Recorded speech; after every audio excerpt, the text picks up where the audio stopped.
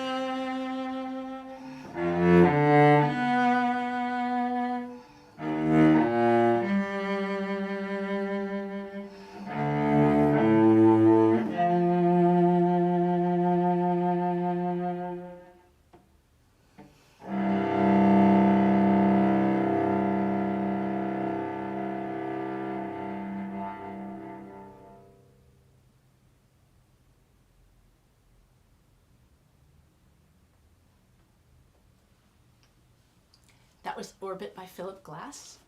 I'm just going to check. Good. I always am checking my live stream after a couple bad sound experiences to make sure no one's saying your sound is bad. I did a lot of sound checks today.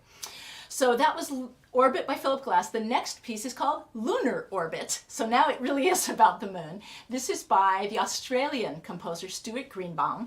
He is professor of composition at Melbourne Conservatory. He has a very large catalog of works.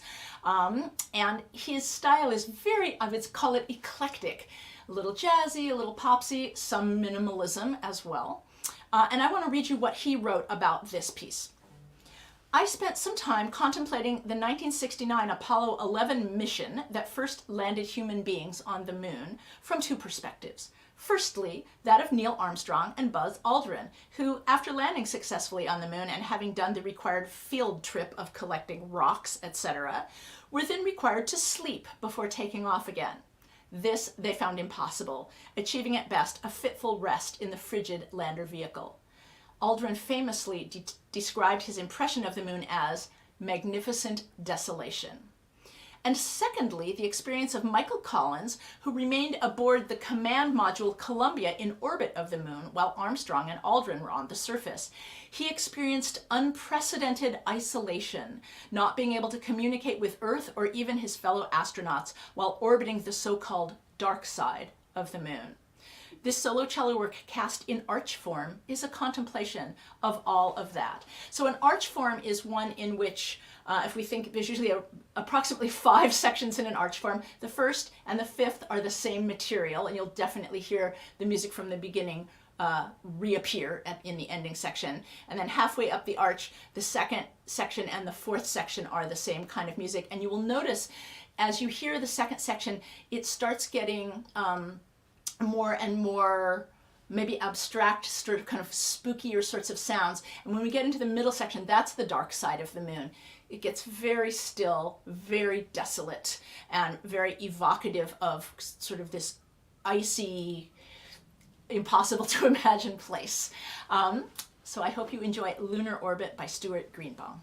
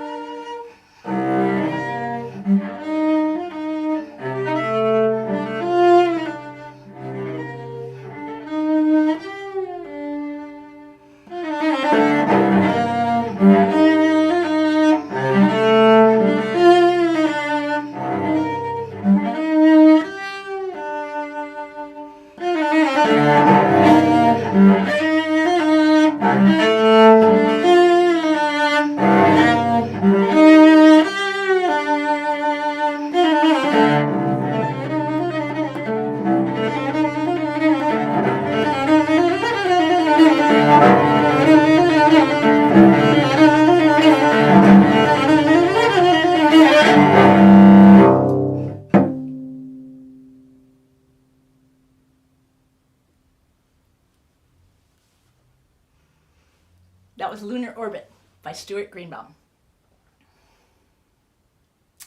That made my heart race a little bit.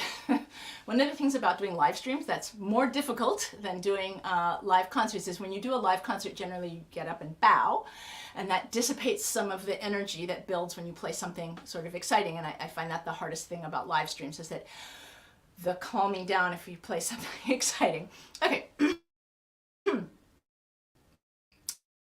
This is by the composer Iris Azkenezer, who is Spanish.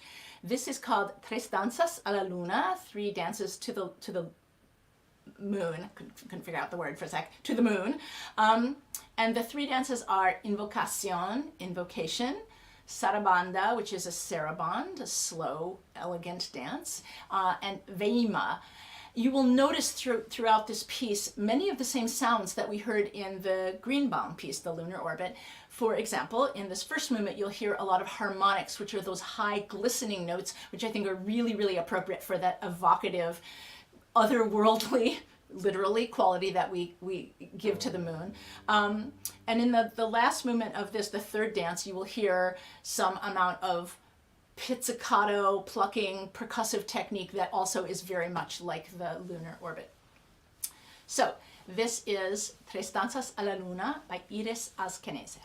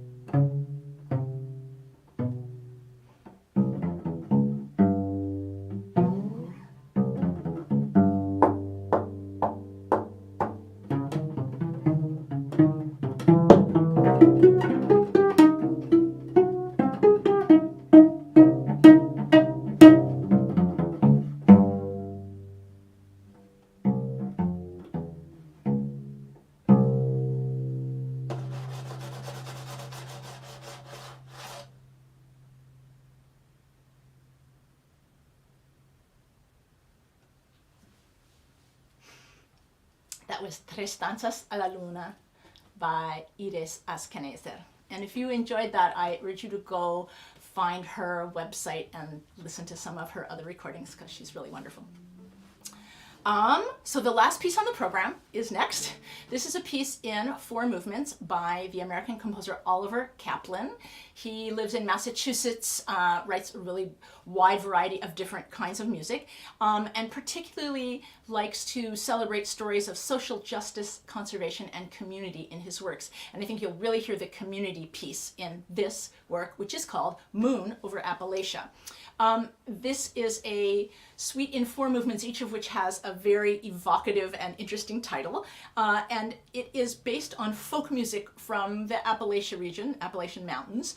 And you'll hear, it's a very Americana sound, and I can't quite exactly describe what that means or why that is, but I think you will hear this very kind of old-timey country kind of sound. I believe you will hear that, particularly in the first movement. So the movements, I made a story to go along with the movements. I could have asked the composer what they meant, and I didn't. So because this piece is written fairly recently, it was written in 2011. And by the way, all the music on the program has been written since 2011. So it's all really new music. Okay, so the first movement, so in my story, it's about the moon, the full moon, in the warm time in Appalachia, and basically the whole town is going out to maybe a clearing in the woods where they're going to enjoy the light of the moon and have a party. So in the first movement is called Pumpernickel and Cheddar, which suggests sandwiches to me. So they're taking their potluck dinner into the woods, to this clearing in the woods where they're going to have their party. And you can hear a little bit of the jazz bass, kind of the band is getting set up and warmed up as well. The second movement is called Twinkle Toes and Rainbows. And I think here we really hear the kids playing. It's a really, really playful movement. The band is starting to play also, so lots of playing. The third movement is called Midnight. So by now all the townspeople have been partying. They are having a really great time. They start dancing really a lot, this late in the night kind of midnight dance. It very much reminds me of a tarantella, which is a dance in the same meter, 6/8 meter, which whirls and whirls faster and faster as it goes. And then the last movement is called Story Time. So now everyone is exhausted. They're trudging home, or they are home, they are in bed, the kids are tucked in, and they're read one last story before they go to bed with the light of the full moon still shining on them. You can have your own story if you wish, but that's mine. This is Moon over Appalachia by Oliver Kaplan.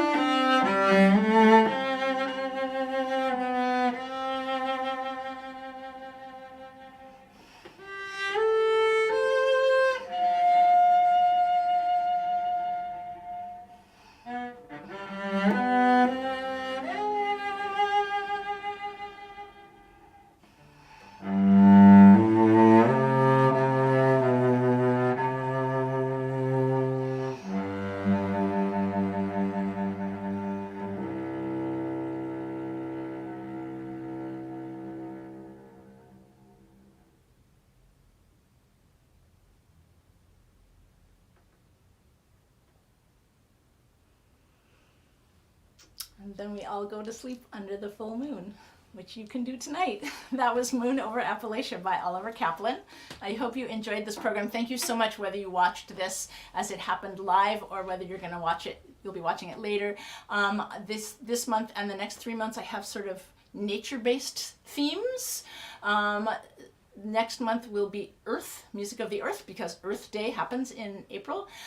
In May, the first Tuesday of May, will be birds, Song of the Birds, and in June it will be all about trees. So just kind of this little nature pocket going on right here, but all was very interesting music for solo cello that you probably have not heard before. I'm going to just briefly glance at comments before I leave.